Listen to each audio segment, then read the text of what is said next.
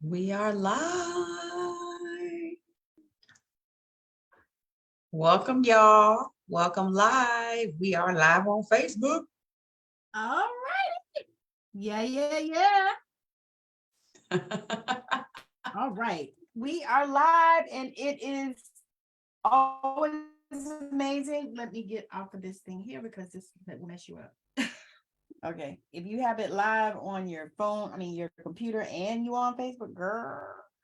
Oh, yeah, that's what I'm trying to do. Let me close it down. Oh, yeah, that's what I'm trying to do. Let me close it down. Yep. So what I do is I pull it up on the phone and I just watch it and don't listen because you turn it all the way down, it's fine. But it's if you leave it up, and you get all that feedback and that reverberation and that messes with my mind. I can't do it. Okay, so turn the volume all the way down, but watch it. Yeah, you can turn it all the way down. Ah, thank you. Yeah, you just can't do it on the same device because then it gives you that craziness. But if you turn it down and watch it, you can turn it down and watch it because I try to do that so I can watch for the comments and stuff. Why is he commenting to me? Oh, okay. My husband got a group. Girl. Yeah, it's a mess. It's a mess. We didn't have to do all kind of different stuff, interventions and stuff, because some of those people they just mean. And it's like, no, I'm like, it's in the thing that tells you that you need to be kind. Yeah. And if you don't, you got to go. Because we're not going to be going back and forth with this stuff, girl. It was just, we had people, they was like reaching out to us, complaining about this one girl. Yeah. And I was like, so I reached out to her. And girl, she said something crazy. So, I had to shut that down. Shut it down. Yeah. She said something like, well, what you want, mammy? I said, mammy. I'm trying to figure out who you think you're talking to. Because that's not the way to address me. That ain't nowhere near my name. Nope. I was like, yeah, I told my husband laughing. I said, yeah, she got to go. I said, because she about to be blocked and, put out the group and everything. I said, because ain't nobody got time to play those games. Yeah. Yeah. So tonight, thank y'all for watching, for joining us. We are going to have a wonderful conversation tonight. I already know it's going to be wonderful because I have spoke it that it is wonderful. So we're going to get started here. We're going to talk a little bit about some more stuff. Yeah, some more stuff. I like what you got. You got a vulnerable conversation with two queens. I love it. Yeah. I love it. So many things. I want to share stuff that I learned this week. So many things this week. It's like today's Friday. The last time we saw each other, it was Friday, right? Or Saturday. Yeah, I don't know. I think it was Friday. Y'all can keep track for us. Sometimes we do it on Thursday. Sometimes it's on Friday. Yeah. Sometimes it's on Saturday. And to be honest, I don't try to keep up. So I had a bunch of conversations this week, and I just really, as we talk, I want to share some of the conversations that I had this week. Yeah. Just because I learned so much, and then I want to share with you guys all the latest developments that have been happening with me personally. A lot of stuff going on. And then also professionally with my new clients that are coming in all the time, which I'm manifesting. So I want to share about that too. But let's do an official introduction just in case there's anybody that's never seen us before. Okay. Might be a few new folks out there. Okay. So we are coming to you live. I'm coming from Seattle, and Latasha's coming from Vegas. So we are live from right here in the good old US of A.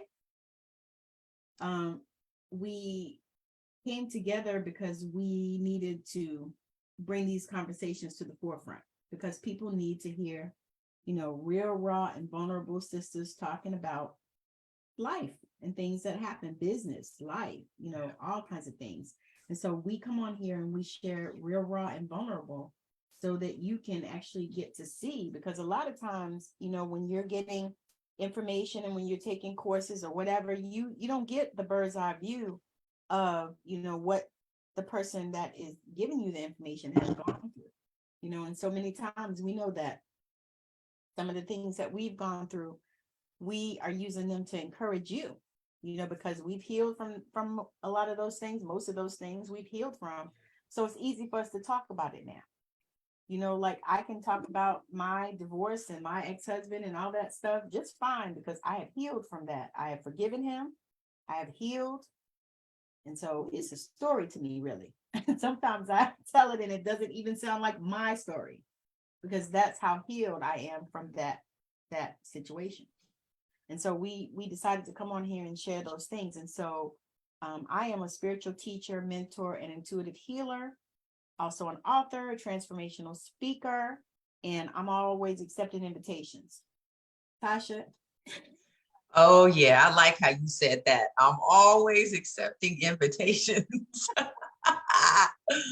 What's up, y'all? Welcome to Friday Night Talking Shit with Tammi T and LT. I'm LT, Latasha Jimerson. I'm an author, teacher, book coach, book promoter, motivational speaker, and I love helping people write their books in 90 days or less with minimal stress. I love seeing people take their power back from the written word, and I love helping people finally discover their true authentic voice. And so my mission and my purpose in life is to really specifically help women finally put themselves first, get their story told, and be able to make multiple streams of income from their book.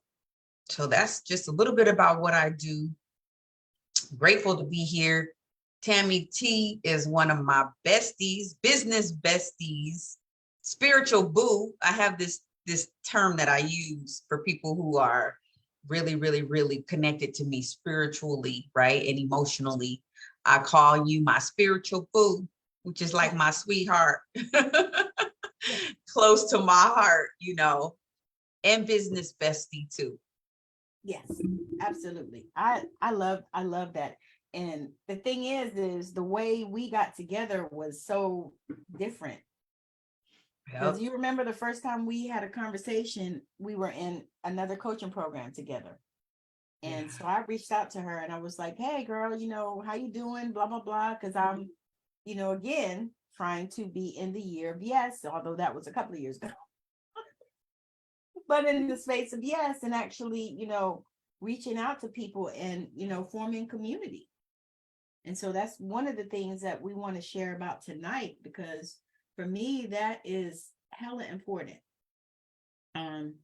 One thing about my design is difficult to not have community, you know, because, you know, we talked about human design before, and we'll continue to keep talking about it as we learn more, because that is like so huge. And I truly believe that it could change your life once you know your design and you start beginning to operate in it. But community is something that, you know, I was seeking, Latasha was seeking. And so we began to really speak that out and say, you know, what it is that we desire, you know, put it before God, source, universe, and say, hey, you know, this is what we want. And then as you begin to do that, then people start showing up in your world.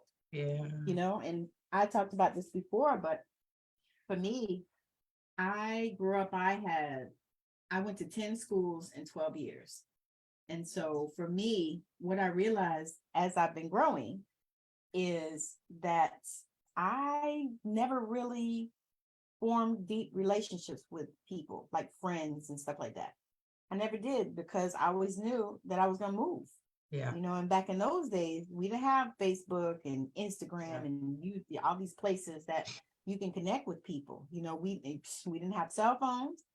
So if you called somebody long distance on the phone, you're gonna get your butt beat. You know, so you couldn't be calling your friends long distance and talking like we do now for 30, 40, an hour, 2 hours. No.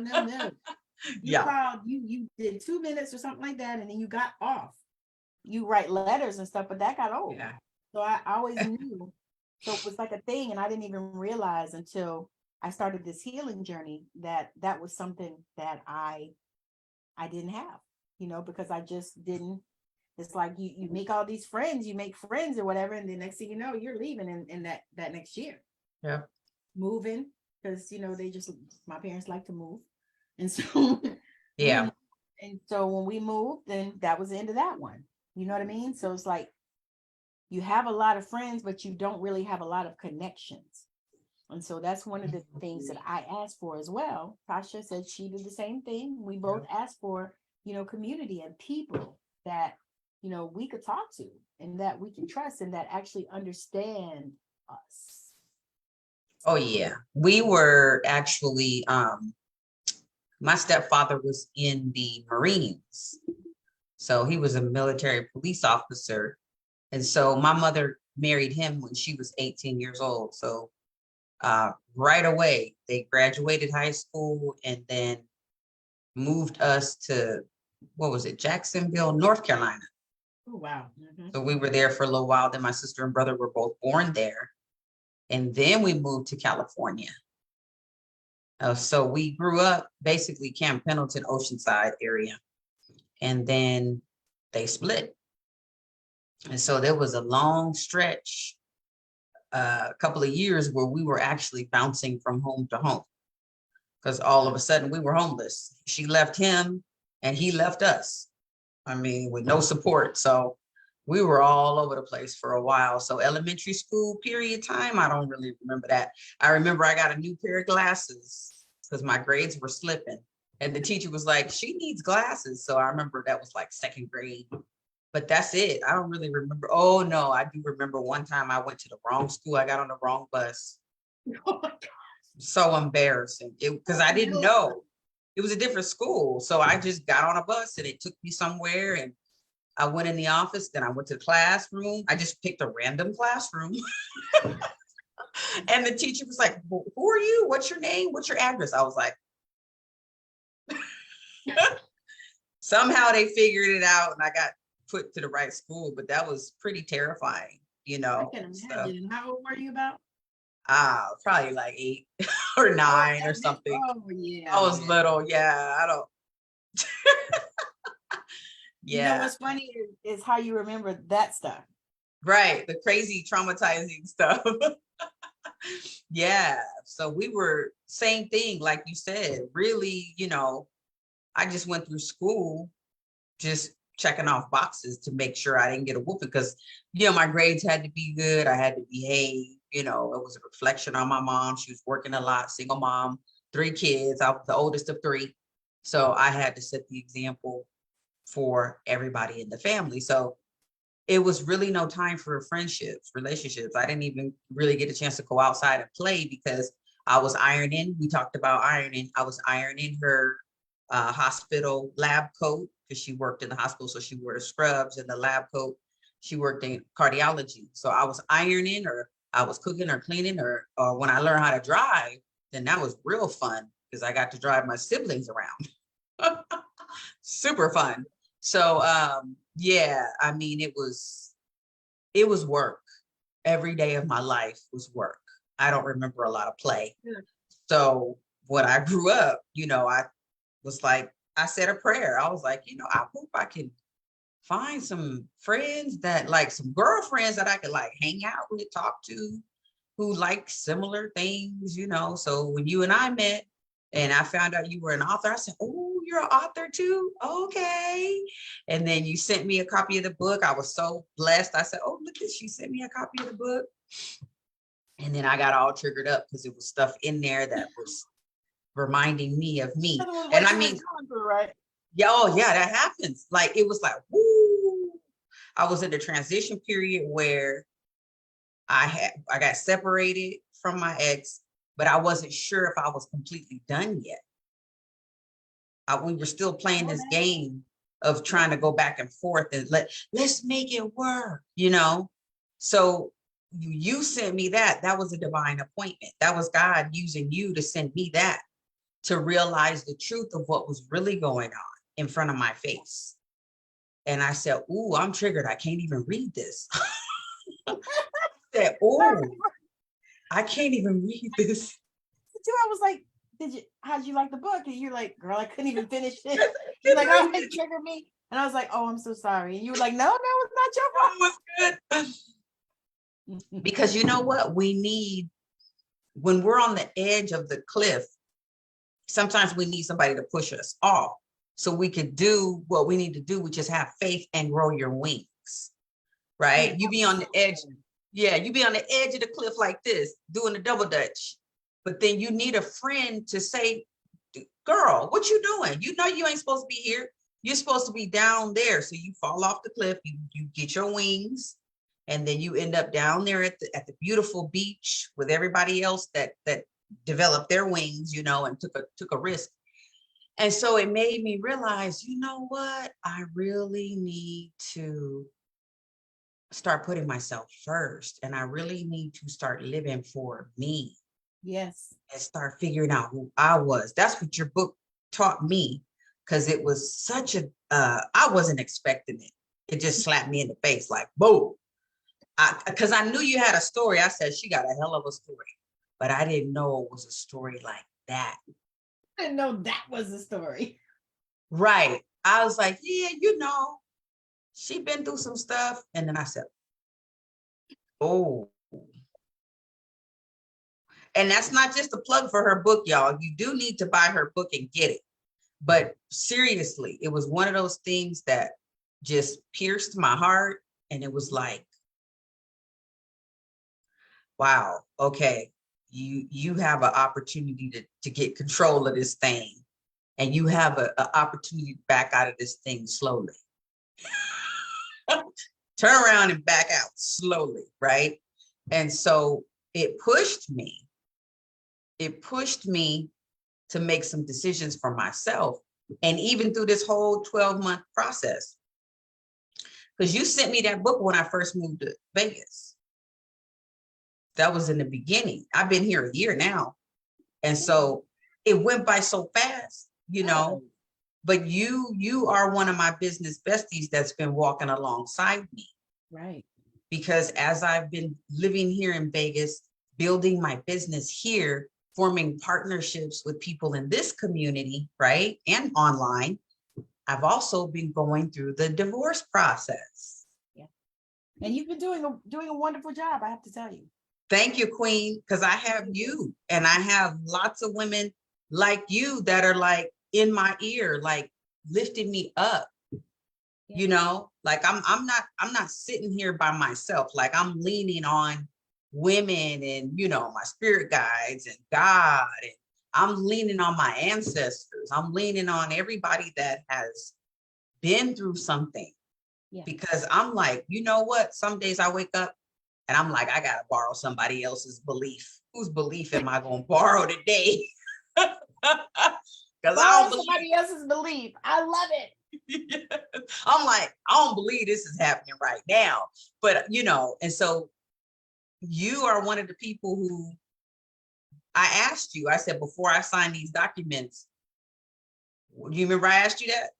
Yes. What advice would you give me? Because you've been through this, and you said, make sure you get what you want. Yep. Yeah, that to me, that's the best advice, because it is. Because you get so tired, and I know how that feels because I've been there. You get so tired and you just want to get it over with, because in South Carolina, we had to wait a year before you could even start the process. California, 6 months. But you told me that like around Christmas time. And I was so grateful, but so pissed, because honestly, we went back and forth until yesterday. And that's why I posted on Facebook, it's signing day. I signed. Like Cardi B says. So I'm so excited about that. Yeah. I mean, you know, it all, God brings all things together for the good, right? I believe that. Yeah. And so I called my mama when it got real rough. I said, my mama needs you to release the beast. She got on the phone. And I said, this is what's going down, Mom. I'm being disrespected. I'm being da-da-da-da-da. She said, oh, no. She got on the phone some language got changed, some clauses got pulled out. Her fiance got on the phone and some things shifted, because sometimes you got to have prayer warriors, and sometimes you got to have street warriors. And I was gonna say, you gotta have backup. My mama's a street warrior, and her sweetheart is a street warrior. Like, they're like, we're gonna handle this on the street. Let's go. And I was trying to, preserve that. And not, but that's sometimes that's what you need. Oh, it was. I'm telling you, it's the same. You're same, just like we were talking about the kids stuff. Same thing. Me and my ex used to do this. Like, depending on what it was, I would go to the school. Yeah. Sometimes we would go together.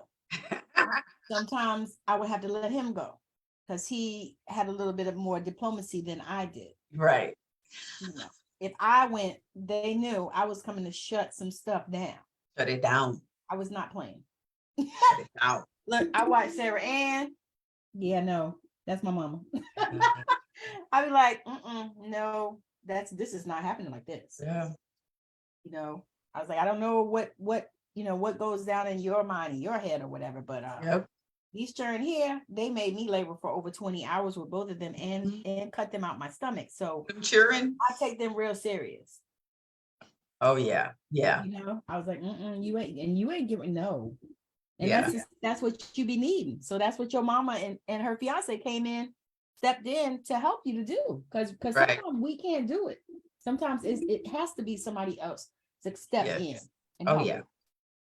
So when they did that, they made the calls, and I got the emails, and then yesterday I said, okay, I'm signing. It's, it ain't perfect. I could have kept going through it more and more and more with a fine tooth comb, because I'm an editor and a publisher. So I kept saying, well, this don't look, but I woke up yesterday with the peace. Yes. Holy Spirit said, sign it. Okay. Intuition said, sign it. So you're good. I'm good. You get that, yes, it's like a clarity, and you can see it even on you. Yeah, thank you. I did spend. Wait, what's today? Today, Friday? Yes. Yesterday, Thursday. It might have been Wednesday, because I did spend 24 hours boo-hooing.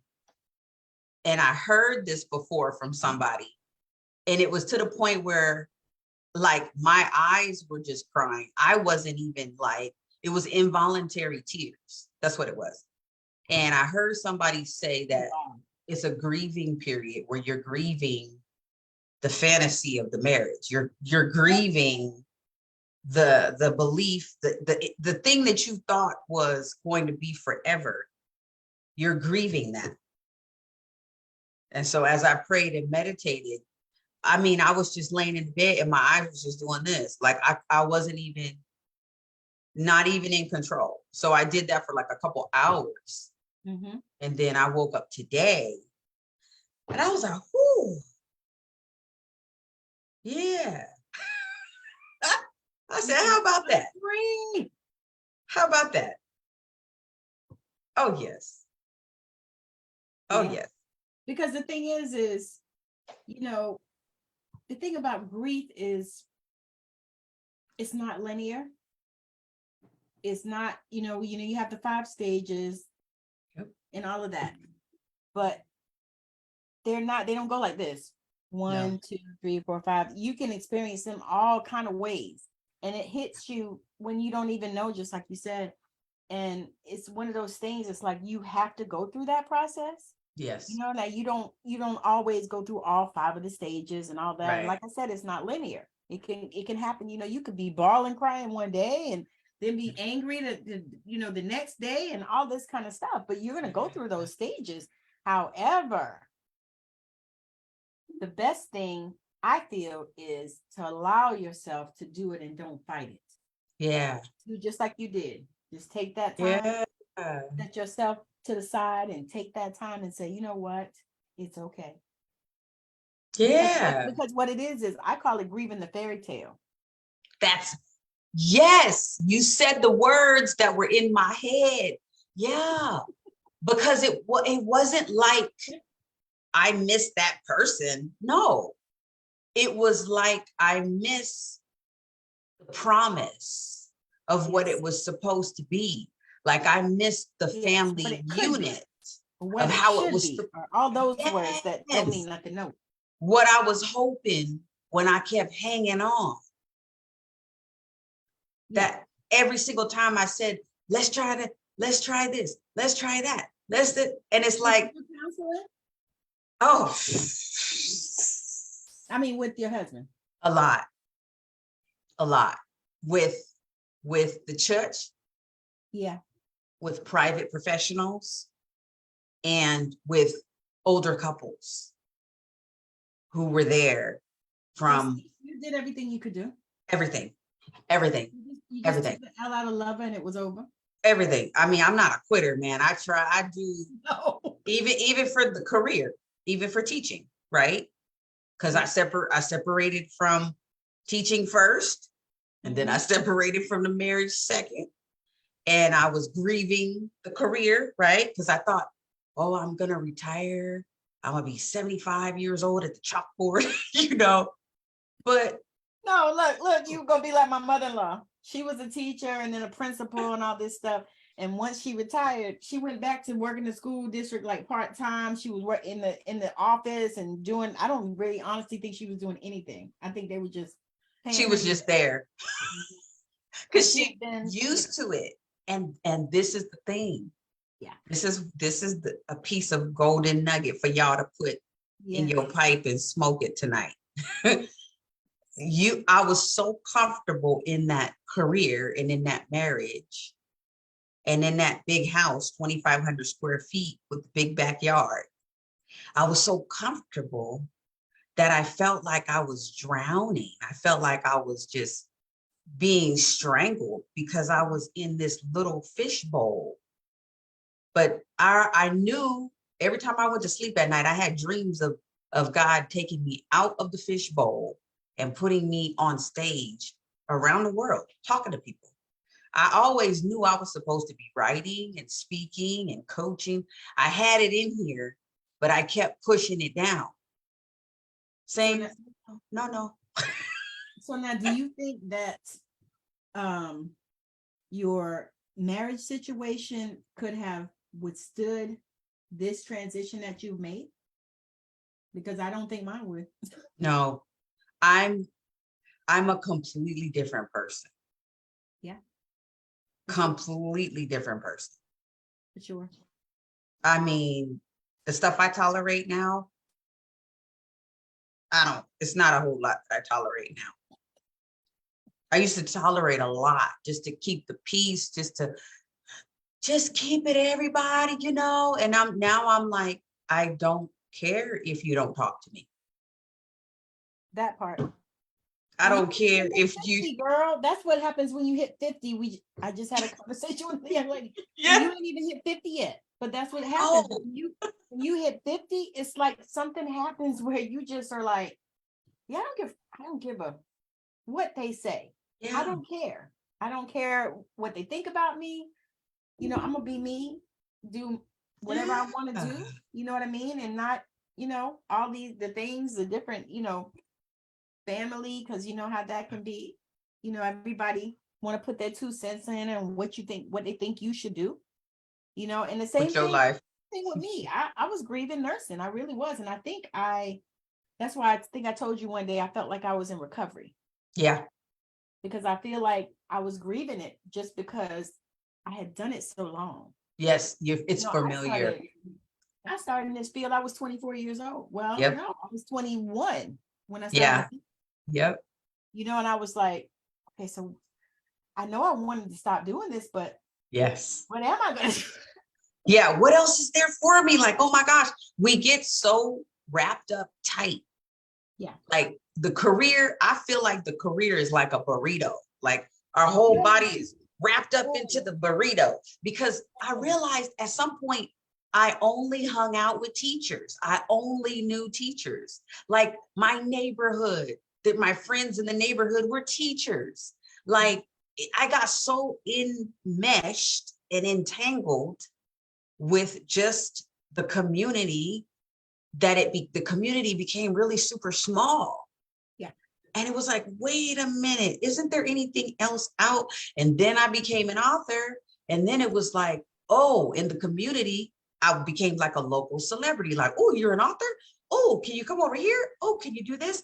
All of a sudden, you know, people was like, oh, you're an author? And so then I started like branching out to talk to other authors. And then I was like, oh, there's a world outside of teaching?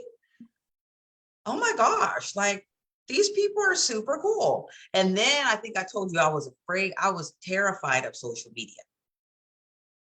I was terrified. See, that's how you know I'm a different being, because I'm on social media 3 times a day.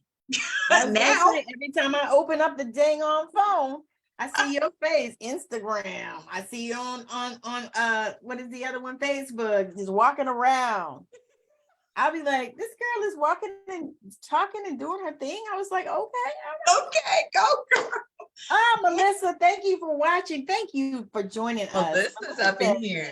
She said, I'm 39 and I've always done what's best for me, regardless of opinion. She said, rainbow sheep in my family. Exactly. Yes. Same.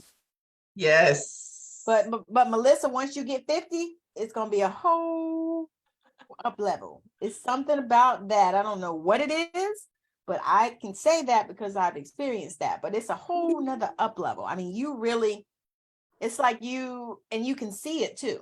Yeah. You know, it's like you walk, if you ever walked, you know, where you were looking down and all that stuff, you walk with your head held high. Yes. You know, and you don't even care. And no. Honestly, it's the most amazing, freeing thing. You know, it's so freeing. It's like, oh my God, is this what this is? Yes. That's why you see all these older women and they just be strutting their stuff. Mm-hmm. Because they know who they are. That's right. Nobody has to validate them. They don't have to care. And you know what's so wild is, I actually talked about that yesterday in a live, or maybe it was Wednesday. I don't know. But anyway. One of them lives. Right. I was talking about how the Queen Charlotte, I was talking about how she knew who she was. Even at 17 years old, she knew who she was. Yeah. She didn't need validation from anybody. Ooh, powerful. That was a lesson that I learned as I was watching that movie. I was like, oh my God, this girl is 17. She didn't need no validation, nothing. She didn't care what nobody said. And then when she realized that she was the queen, that took it to a whole nother level. And so that's where we are. Yes. You know, stepping into that, embodying who we are, who we've seen ourselves. Like you said, you have dreams and visions. So you're stepping into it and embodying who you are. And also, you know, leaving the past behind. Because that's what I'm learning. It's like, yes, I did do this. And yes, I did that. And I worked on these places and I had all these different experiences and stuff like that. But now it's time to go forward. Yeah. Time to go forward. And absolutely. More magic. In other ways. More magic, new memories. Yes. New memories. Yes. Yeah. I love it. It's beautiful. It's a beautiful life, y'all. We talked about moving around and connections. I wanted to say something else about, you said that word connections. When I was in the teacher bubble, I'll just call it the bubble. It was an 18-year bubble and it was real comfortable in there. But the bubble started to get contaminated and toxic because I started mixing friendships with business partnerships and all these kind of things, you know, personal. So there was a period where I kept my personal separate from everything else. And then there was a period where I started hanging out with my teacher friends, like on the weekends and drinking and just really exposing my own personal stuff, right? It's a lot of those things started coming back to work. People started backbiting and talking. And so the teacher bubble became very contaminated, very ugly, very toxic, just very negative. And so what I started praying at the end of my time, I started saying, Lord, could you please connect me with some women that are real women? Like not women that are going to backbite on me, that are going to disrespect me, harass. You know, it was a period, it was 1 year, a year and a half It was people at work bullying me, harassing me, and my supervisor looked the other way. Starting rumors about me, dragging my name through the mud. That's high school. It was high school. It was high school.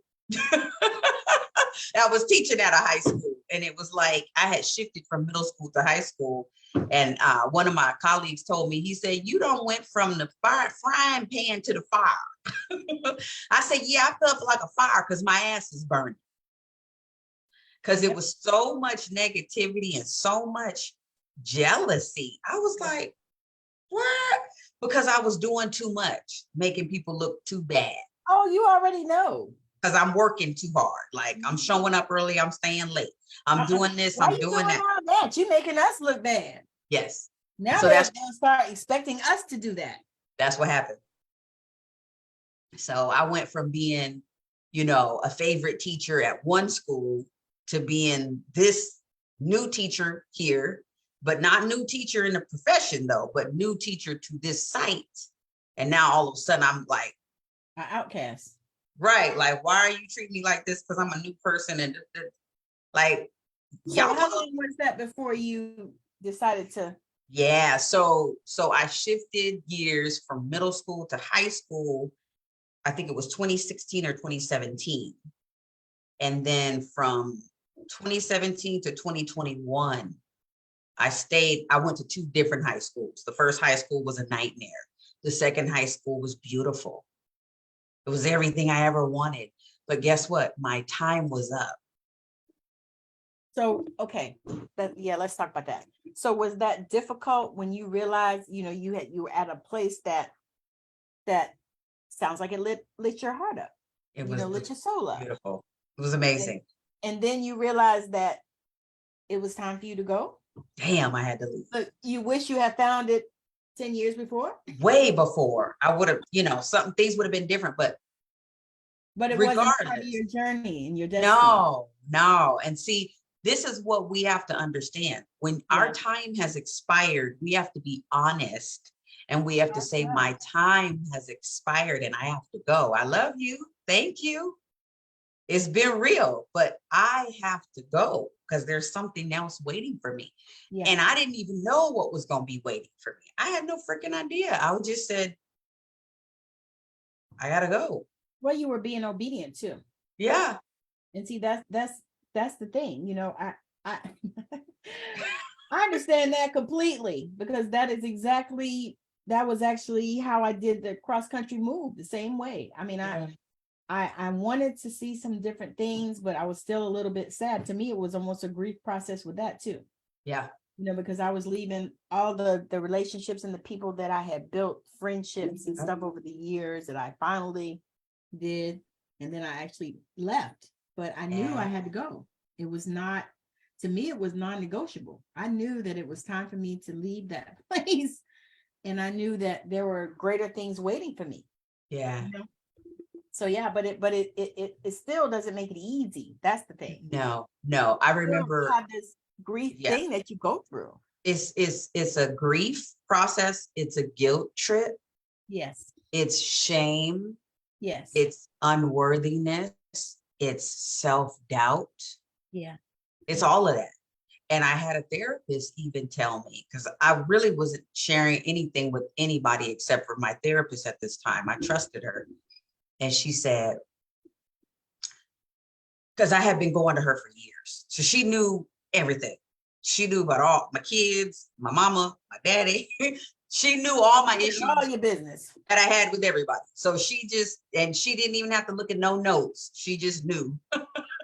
So I came in one day and this was during the pandemic. So, because I used to love to go sit on her sofa because she had such a nice, comfortable sofa. But during the pandemic, it was on a computer. And so I never forget this. She looked at me and she said, Latasha, we've been talking about the same thing for years. So how did you feel? I was like, she said, you have not been happy for years. She said, your kids are getting ready to grow up and go to college. She said, you're thinking about leaving your job.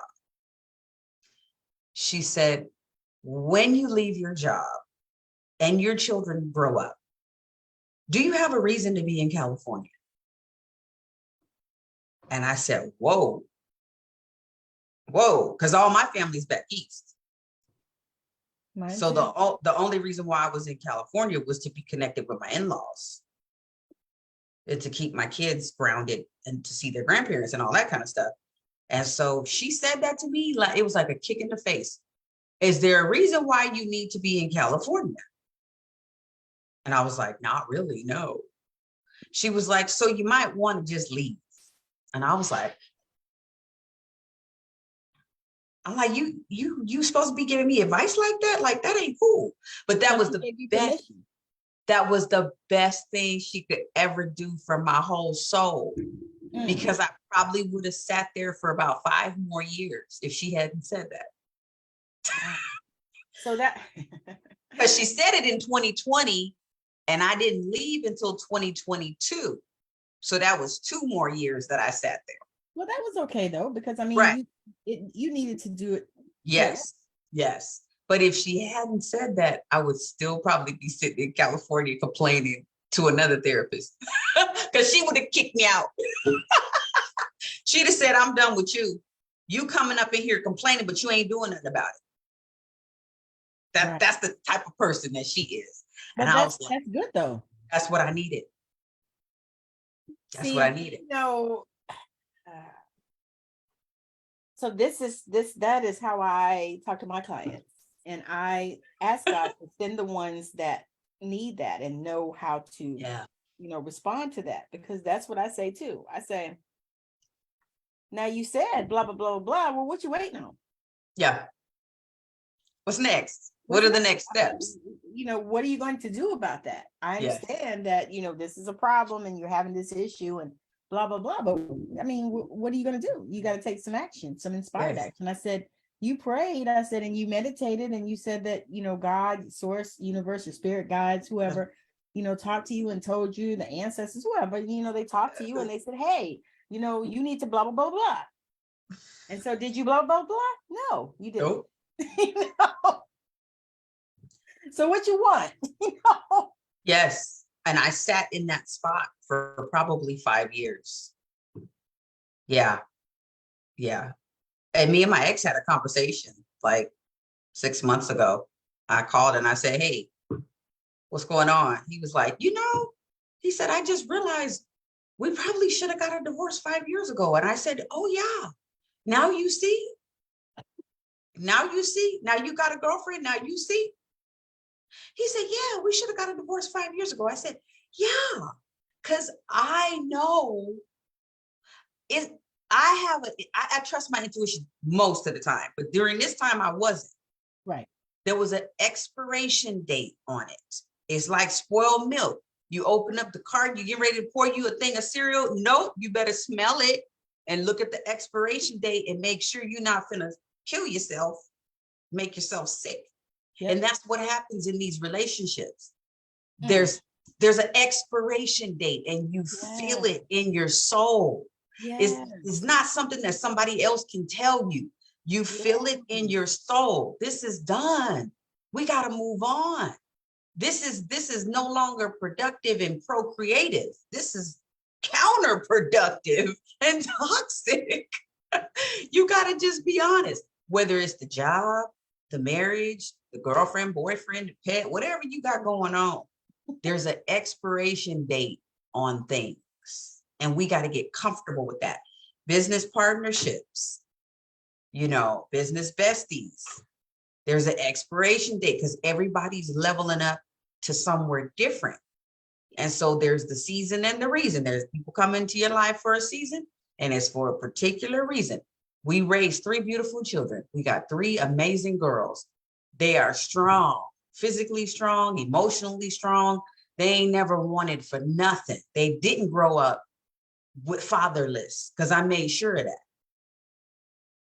All of my girls grew up with their daddy and we all had the same last name. That was what I wanted. I didn't want to be going up to the school and I have one last name. They got a different last name. People looking at me like, you got a couple baby daddies? No, we don't do the baby daddy thing here. See, We don't do that. That was my thing too. Yeah. To be honest, I think I stayed with him that long for that reason. Yep. I didn't want, I didn't want them to be a statistic, and I didn't Nope. want, because I already went to the school and they would say stupid shit like, well, is his father in the home? And I would have to say, absolutely. We don't all have children alone. I don't know about you, but I had to have a man in order to have these children. Right. So I don't know, maybe you these children around her. I was like, maybe you did some other kind of thing. I don't know, but I mean, yeah, no, I was like, no, his father lives in the home. I said, and his last name is the same. That was why I didn't get my last name changed either when I got divorced, because I was like, no, I still got to go to the school sometimes because my son he was almost out actually, but I was like, you know what, I don't want to go through that. And then my thing was this: I knew I was going to get married again. Yes. So I didn't want to go through having to change your social security card 50 times. I don't want. Yes, that's the same. That I'm glad you brought that up. It's the same thing I say. Somebody asked me the other day, so you think you get married again? I said, look, whatever the universe has for me is for me. I'm not saying no. I'm not turning nothing down. If I get married again and I have some more kids, I'm open to having more kids. I don't really want to, but if it happens, it happens. Like I'm serious. I'm a godmama for you. Yeah. If I adopt kids, I love it when they don't belong. Yeah. I may adopt kids. I may foster kids. I may have kids. I don't know.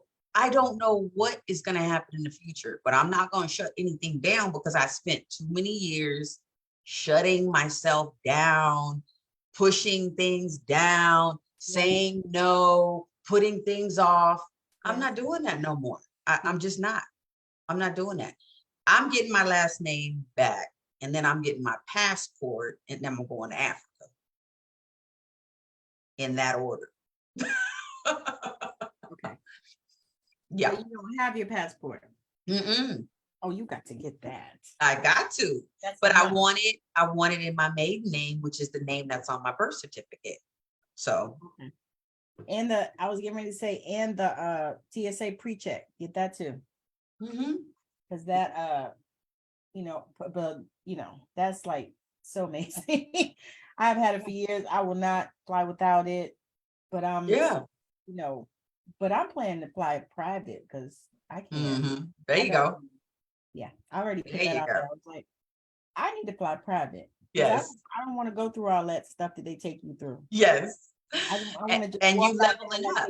Yeah, no. You leveling up. So pretty soon, you and I are gonna be in circles where you only do private. Like that's where my head is at. Yeah. I was laughing. I was like, private and first class. Yeah. Yeah, we leveling up. Every week there's something different going on with us. We feel like we're kind of, I don't know about you. Tell me if you feel this way. Like I have so many big goals and dreams that on a weekly basis, I have to get a piece of paper. Well, here's a piece of paper that I wrote on. I have to, let me show you another piece of paper. I have to do this. It's just a bunch of chicken scratch, but I have to write down all my wins. I have to write down all the good things, all the things I learned. It's nothing bad, right? It's just lessons learned. That's good though. Yeah, I have to write these things down because if I don't, I will forget all the progress that has been made. Oh, that's good. So y'all listen to her. That is amazing. I didn't even think about that. To write down your wins and write down the things that you learned. That's amazing. I didn't think about that, but I'm going to implement that as well. Every day. I used to do it like every week or month or year. I'm manifesting things so quickly now. I have to write these things down every day because if I don't, I'll start to act like a spoiled brat. I'll feel like, oh, this is not happening fast enough. It's not. Wait a minute, boo. Take a look at the paper. It's only been, how the concept of time, right, is relative. But the thing is, between last time I saw you and today, I've helped 3 people with their books. That's awesome. I've helped 3 people. In a week, I typically only maybe help 1 person, because it's a lot. It's a lot going through their ideas, their thoughts, their emotions, crafting, you doing all that kind of stuff. So this week, 3 people. And I'm so blessed and happy and so humbled. And I told each one of them, I said, I appreciate you for trusting me with your thoughts. Yeah. I said, because you cannot share your thoughts with everyone. And so I appreciate you trusting me, because I'm here. I've already prayed and meditated, and I'm here. And there's a bubble of protection around us and the work that we getting ready to do on this book. This is going to be powerful. And so you do that with 3 different people. And it was only like Tuesday. Oh, it was Tuesday, Wednesday, Thursday in a row. And I had no break. So it was like, I'm in these people's. What? No break? No break. And I still feel, even going through my own stuff with signing. See, that was going on at the same week. And I'm helping these people, and I'm just like, wow. You look like Cloud9. Yeah, I have to write this stuff down, because it happens so fast. Yeah. And we think we're not making progress, but we are. Yes. We have to stop. Well, because if you didn't put it down in front of you, because I'm guilty of that. Sometimes I'm like, God, I don't feel like I accomplished anything this week. And then once I look back and I start seeing, I was like, oh yeah, I did this, and I got that together, and I, finished this website. Yeah. The tech. Oh Lord, tech. I finished this website, and I finished these blogs and stuff, because I've been working on that, and or I finished this blah blah blah, or whatever I'm doing. Like today I needed to sit down and make some jewelry, because it's just what I needed to do. Yeah. Because I love doing it, and when I need to take my mind off of a whole bunch of other things, I just sit and make jewelry. That's my down, your form of expression. Grounding. Grounding. There you go. Grounding. It grounds me, because I'll sit down and I'll put it together. I'll find some of the things and stuff, and I'll start putting them together and everything, and I'm like, okay, all right. And then I look at them and they make me happy, because they're so pretty. Like I made these, and I actually had 2 sets, right? What color is that? It's got white and black, and I think some green, some pink, or something like that. I saw green and white. Okay. That's beautiful. Together, and I was like, I think I had 2 sets of these, and so I made them, and I kept one. That's beautiful. But typically, I'll put them, like if I put them out on the table, if they go 3 times, I have my eye on it. If I put them through 3 shows and they don't get sold, then they belong to me. Yes, they were meant to stay with you. Those are mine. Yeah, they're mine. That's amazing.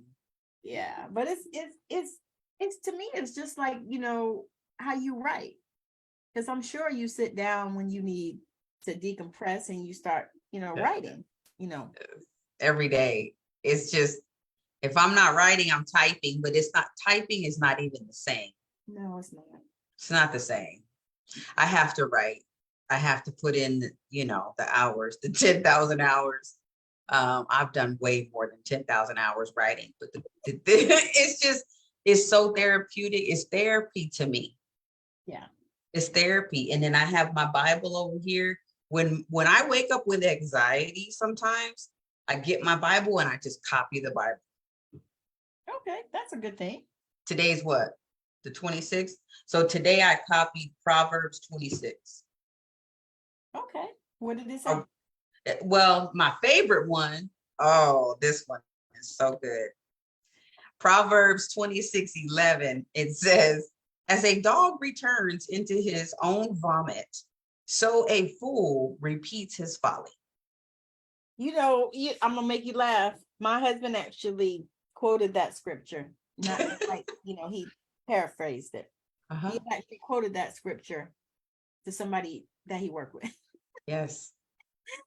And we actually talked about it. And I was like, that's right. He was like, would you want to go and lick your own vomit? Yeah. No? Then Right. maybe you shouldn't do that particular thing. Yeah. But see, it has to be made plain like that, because sometimes we want to turn back to what's familiar, like we were saying. We want to go backwards because it's too scary to go forward. Sometimes, because we don't know, we can't predict things. So we want to control the outcome and we can't. So it's like, man, well, let me just turn and nope.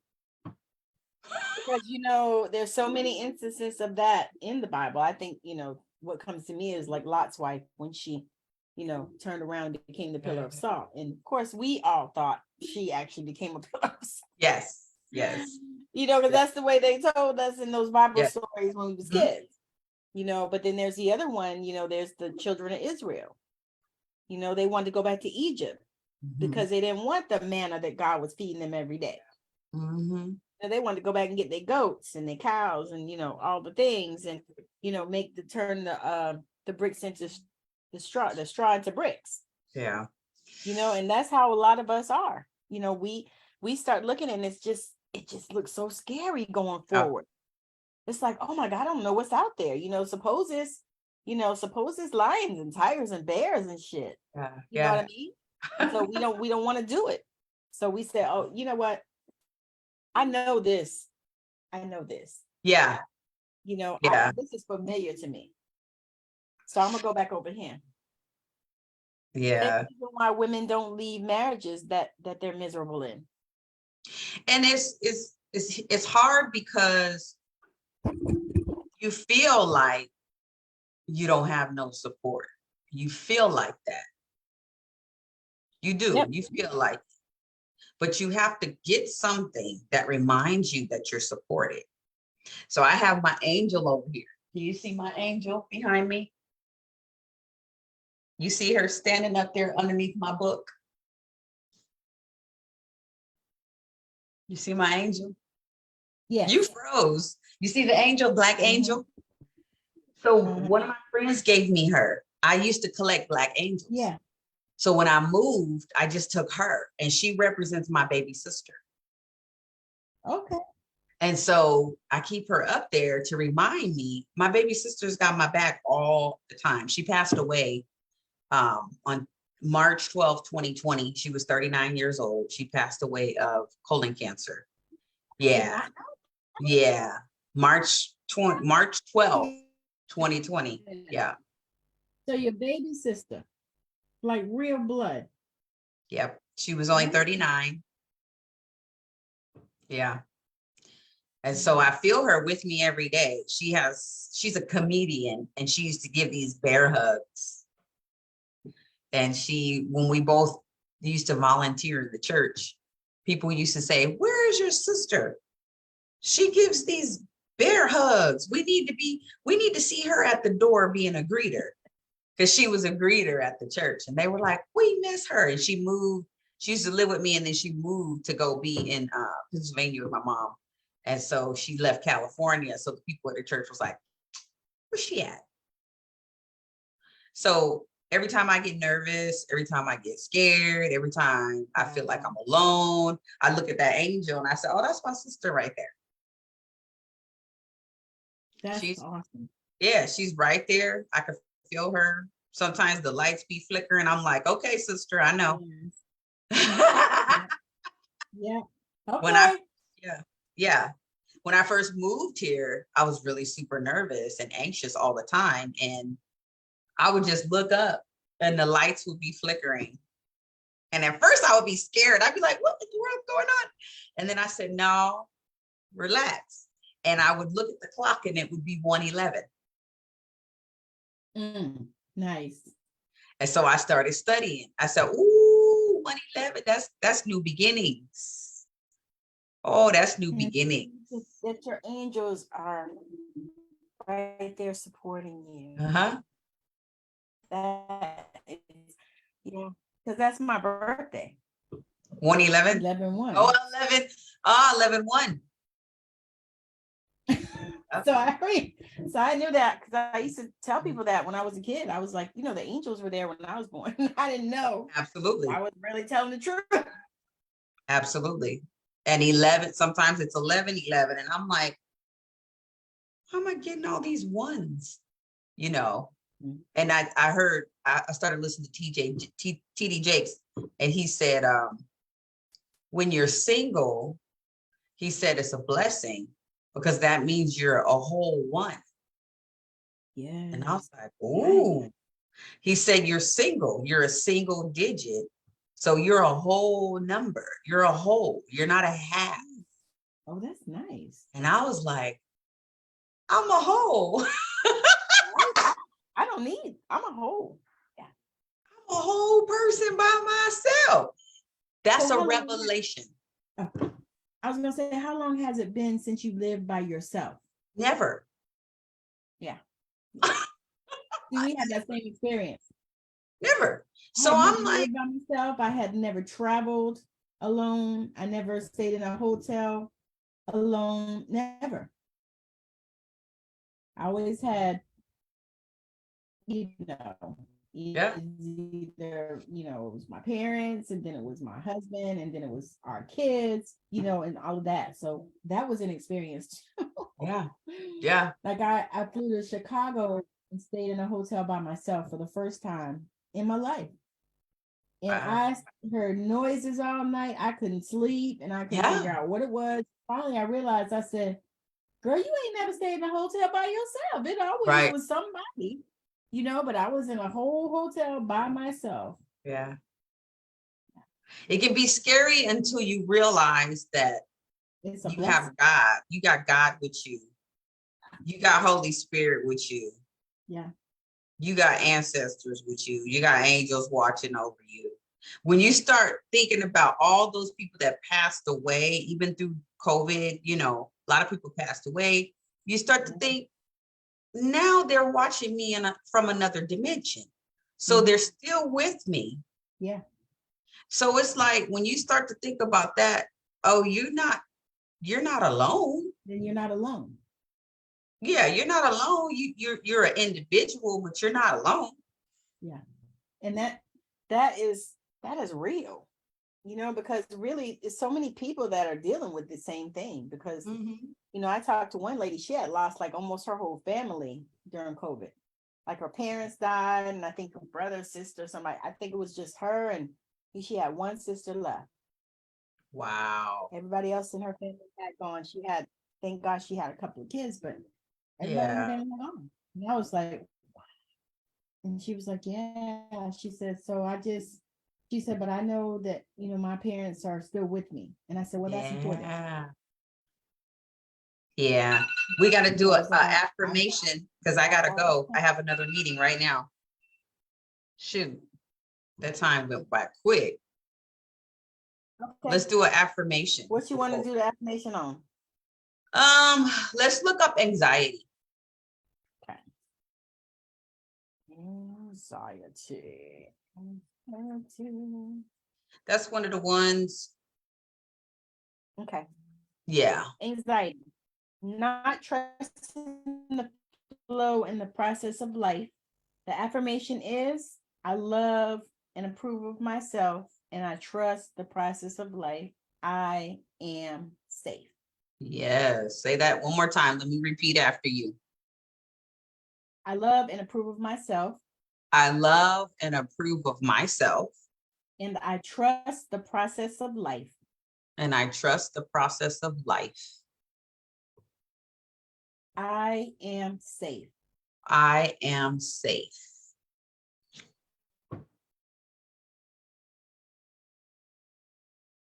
Yeah, that feels yes. good. Yes. That feels amazing. That's our affirmation, y'all. So it looks like we are wrapping this thing up. We're gonna land this plane. Yes.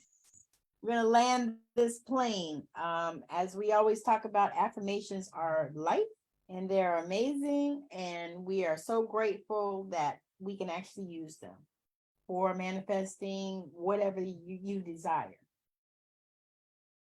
Whatever you desire. All right. Love you, So I guess beautiful we'll see you queen. guys. I was gonna say, love you, girl. Next week, we'll let you know what day. Yeah, you just watch our Facebook. Yeah, because I always post it in the stories and stuff, because that seems to be the place. All right, beautiful queen. Love you. All right. And have a wonderful rest of your evening, night, day, whatever it is for you, wherever you are in the world. Melissa, thank you so much. I really appreciate you joining us. It's always a pleasure. So again, we'll see you next week. Bye.